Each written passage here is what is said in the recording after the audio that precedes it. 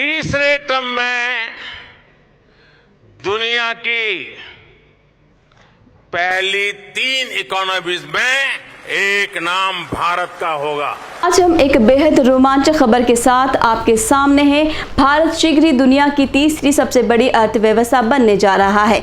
ये एक ऐसा आर्थिक मील का पत्थर है जिसका हमने लंबे समय से इंतजार किया है। तो क्या आपको नहीं लगता है कि ये खबर जश्न मनाने लायक है? नमस्कार, आप देख रहे हैं एयर न्यूज़। पूर्व वित्त मंत्री पी चिदम्बरम ने हाल ही में एक साक्षात्कार में कहा कि भारत दुनिया की तीसरी सबसे बड़ी अर्थव्यवस्था बनेगा, चाहे कोई भी प्रधानमंत्री बने। उन्होंने कहा कि भारत अपनी जनसंख्या के आकार को देखते हुए ये उपलब्धि हासिल करेगा और इसमें कोई जादू शामिल नहीं है।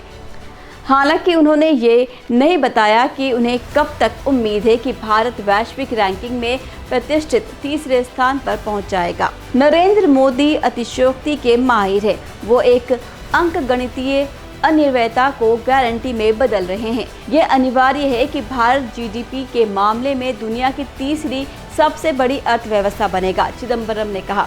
साल 2004 में भारत का सकल घरेलू उत्पाद 12वें स्थान पर था।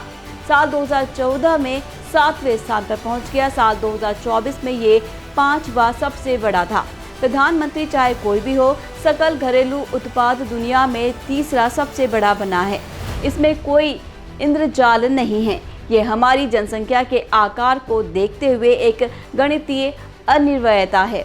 हालांकि चिदम्बरम ने दावा किया है कि किसी देश के सकल घरेलू उत्पाद की मात्रा उसके लोगों की समृद्धि का सही माप नहीं है और इस बात पर जोर दिया कि प्रति व्यक्ति आय एक अधिक सटीक संकेतक है। उन्होंने कहा, मेरे विचार से सकल घरेलू उत्पाद के बजाय प्रति व्यक्ति आय समृद्धि का सही माप है, लेकिन भारत उस वैश्विक मापदंड पर बहुत नीचे है।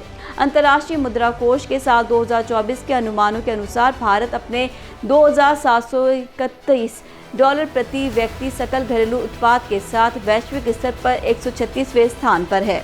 नरेंद्र मोदी ने अपने रैलियों के दौरान देश के लोगों को गारंटी दी है कि अगर उन्हें लगातार तीसरा कार्यकाल मिला तो वो भारत को दुनिया को तीसरी सबसे बड़ी अर्थव्यवस्था बना देंगे, जो उनकी वर्तमान स्थिति से 2 पायदान ऊपर है। वर्ल्ड इकोनॉमी रैंकिंग साल 2024 के अनुसार $4.8 ट्रिलियन की जीडीपी के साथ भारत संयुक्त राज्य अमेरिका, चीन और जापान के बाद 4थे स्थान पर है, जबकि वर्तमान में वो जर्मनी के साथ बराबरी पर खड़ा हुआ है। आपको बता दें कि भारत की अर्थव्यवस्था के इस विकास में कई महत्वपूर्ण घटनाएं, व्यक्तियों और प्रभावों ने योगदान दिया है, जैसे साल 1991 का आर्थिक उदारीकरण, जिसने भारतीय अर्थव्यवस्था को खोल दिया, जिससे विदेशी निवेश और व्यापार में वृद्धि हुई। इसके अलावा सूचना प्रौद्योगिकी उद्योग का उदय भी भारत को वैश्विक आर्थिक विकास का एक केंद्र बना। बाकी सेवा क्षेत्र का विकास, जिसमें भारत अपनी मजबूत स्थिति के लिए जाना जाता है, जिसमें आईटी, वित्तीय सेवाएं और पर्यटन शामिल है। अगर व्यक्ति विशेष की बात करें तो डॉक्टर मनमोहन सिंह ने अपने वित्त मंत्री और प्रधानमंत्री के रूप में आर्थिक उदारीकरण की प्रक्रिया का नेतृत्व किया, जिनके बाद नरेंद्र मोदी थे, जिन्होंने मेक इन इंडिया और आत्मनिर्भर भारत जैसे अभियान के माध्यम से आर्थिक विकास पर ध्यान केंद्रित किया। आपको बता दें कि भारत की आर्थिक वृद्धि का एक समृद्ध इतिहास रहा है। प्राचीन काल से ही भारत व्यापार और वाणिज्य का एक केंद्र रहा है। मध्य युग में भारत मुगल साम्राज्य के तहत एक प्रमुख आर्थिक शक्ति बन गया। ब्रिटिश राज के दौरान भारत की अर्थव्यवस्था का शोषण किया गया, लेकिन स्वतंत्रता के बाद भारत ने अपनी आर्थिक विकास की यात्रा शुरू की। आज़ादी के बाद भारत की जीडीपी वृद्धि में औसतन 6% रही। हालांकि ये दर समय के साथ उतार चढ़ाव करती रही।